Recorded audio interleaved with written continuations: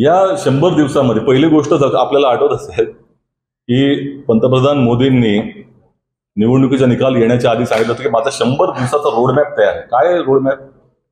38 रेल्वेचे अपघात झाले यांच्या 100 दिवसामध्ये. त्यानंतर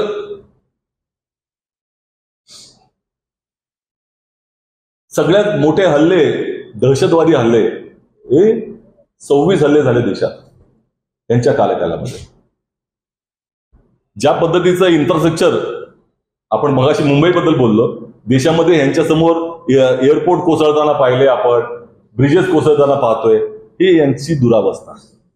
त्याचबरोबर त्या ठिकाणी पाहायचं झालं, महिलांच्या वरती अपराध 104 घटना, 157 महिलांवरती अत्याचार झालेले पाहतोय. आज हा इथे जे झाले महाराष्ट्रामध्ये, ही यांच्याच कार्यकालात झालेले आहेत. त्यानंतर महागाई, तुमचे टोल टॅक्स वाढवणं असेल, आज रुपयाचा अवमूल्यन यांच्या या 100 दिवसामध्ये 1 रुपयाने रुपयाचा दर वाढला. महागाई किती मोठ्या प्रमाणामध्ये वाढते, हे यांचं 100 दिवसाचं कर्तृत्व आहे.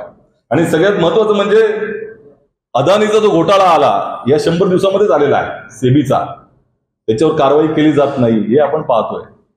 100 दिवसामध्ये यांनी जर काही त्या ठिकाणी केलं असेल तर अदानींना जागा देणं असेल, किंवा अदानींना इलेक्ट्रिसिटी वीजचा खरेदीचा कंत्राट देणार असेल, किंवा देशामधली सगळी कंत्राट अदानींसाठी, हे 100 दिवस अदानींसाठी त्या ठिकाणी दिले गेलेले आहेत. ठळक घडामोडींसाठी देशोन्नती न्यूज चॅनलला सबस्क्राईब करा आणि बेल आयकॉन प्रेस करा.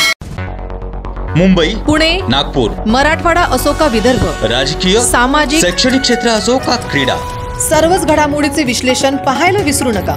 फक्त देशोन्नती न्यूजवर.